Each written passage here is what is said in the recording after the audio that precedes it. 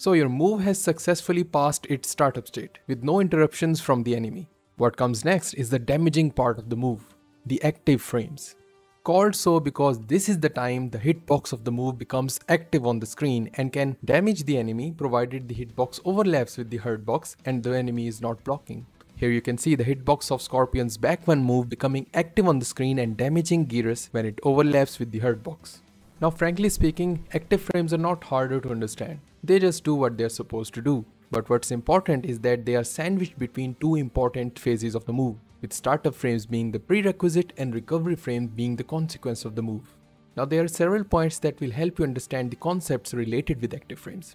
The first thing to remember is that for most normals and strings, the active frames are usually a couple of frames long. When you look at the frame data in the moves list, you will see that most of the normals and command normals have active frames as 2, 3 or 4. But in reality, active frames end as soon as the move hits the opponent. Here you can see Liu Kang's standing jab has 3 active frames. But if it hits Scarlet, then because the hitbox of the move connects with the hurtbox on the first frame, the rest of the active frames are ignored. Now the possible reason why active frames are longer is that they increase the chance of hitting the move, especially when playing online. Now there are a few exceptions when active frames stay a bit longer on the screen. In case of projectile, the active frames of that projectile either till the projectile hits the opponent, gets blocked or just crosses the screen untouched. Here you can see how the active frames of Scarlet's Blood Ball projectile behave when they hit Liu Kang at different distances. Now in addition to the projectiles, there are special moves of several characters with long active frames. You will notice immediately that such special moves are multi-hitting, meaning that they hit multiple times during their active frames. Here you can see Scorpion's Death Spin special move, which hits 4 times and deals a damage of almost 9%. Now if this move is amplified, the number of hits as well as the damage is increased. Both the moves stay on the screen for approximately 60 frames. Now this can vary depending on the positioning, and that is determined by when the hits connect with the opponent. As another example, here is Baraka's Chop Chop special move, which has 161 active frames, equivalent to almost 3 seconds. It deals 15 hits and a damage of almost 20% when extended and amplified twice. Now in addition to projectiles and special moves, we also have some strings and normals having a large number of active frames distributed across several hits. As an example, we have Kitana's Forward 333 move, which stays on the screen for 27 frames and has 5 hits. Then we have Sub-Zero's Forward 2-4 move, having 18 active frames distributed across 3 hits. For all these long active frame moves, you need to hold your block till the active frames go away. There is a common mistake of letting go of the block if you don't know that the move is supposed to be active for a long duration. Here Geras mistakenly lets go of the block and gets hit by the remaining hits of the move. Once he observes this and realizes his mistake, the next time Scorpion performs this move, he holds the block for the entire move's active frame duration. Now an important point to remember about multi-hitting moves is that they deal significant amount of chip damage, that is the damage that is dealt to you when you are blocking, and this is very favorable especially if you want to finish the round. Here Joker uses this strategy to drain the life bar of Johnny Cage to 0 using the chip damage of his low hitting projectile. Then we have trap moves which stay on the screen for a longer duration till they manage to hit the opponent or if their timer expires.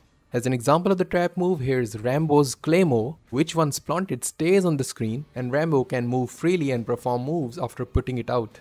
A very important thing to note about active frames is that when they hit the opponent, there is a visual as well as sound notification when the move connects with the opponent. This is very critical to performing flawless blocking, an advanced mechanic in Mortal Kombat 11 where you block just at the instant the move hits you. This example, Liu Kang hits Shang with forward 4-3 up 3, wherein there is a gap before up 3 which can be flawless blocked. The important thing to observe is the white glowy circle and the sound produced when the up 3 part of the move connects with Shang Tsung. With enough practice, you get to know about the rhythm at which these hit indicators appear on the screen. After mastering the timing, you can start to flawless block with quite high probability. What you do is that you let go of the block and then again press it as soon as the move is about to hit. First flawless block, then an appropriate flawless block punish depending on your game plan. Lastly, we have some after effects of getting hit, whether the move was blocked or otherwise. These after effects result in different spacing and the state of the opponent after the move connects. Some of these include getting knocked down at a distance, getting launched in the air, getting pushed back and knocked down on hit, getting pushed back on block, and getting hit stunned. Each of these carries a lot of significance in developing your game plan, and we will discuss it in a later video. For now, you need to get used to recognizing the most simple after effect of getting hit, especially when performing a string. First, I will play Scorpion's back 1-4-3 string, hitting Garrus 5 times. I need you to pay close attention to the hit sound, the visual effect of Garrus getting hit, his screaming in pain, and the blood splatters.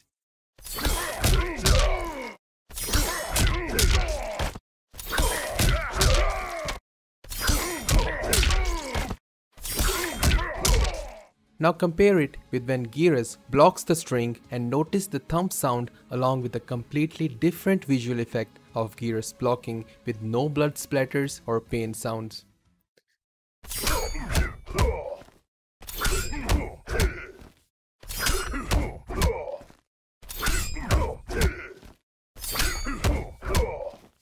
This technique is the basis of hit confirmation, a very important concept to improve your offense as well as defense that we will refer later in the episodes on creating your own combos. Now if you don't know already, there are several ways you can access frame data. First is using moves list, and on the right you will find under the frame data all the required values. Second way is to turn on the real-time frame data overlay, which I recommend from the practice options for either player or both players. Lastly, there is a very excellent online resource, combatacademy.com, which provides a similar looking interface along with other strategies that you want to learn about your character. So, this was it for today's episode. If you like my content, be sure to subscribe to my channel, leave a like and your questions and feedback in the comment section. Thank you all for supporting my channel, and special thanks to Mad Dog Games for shouting me out on his channel as well. So, till next time, it is Mini Ninja signing out. Your subscription is mine.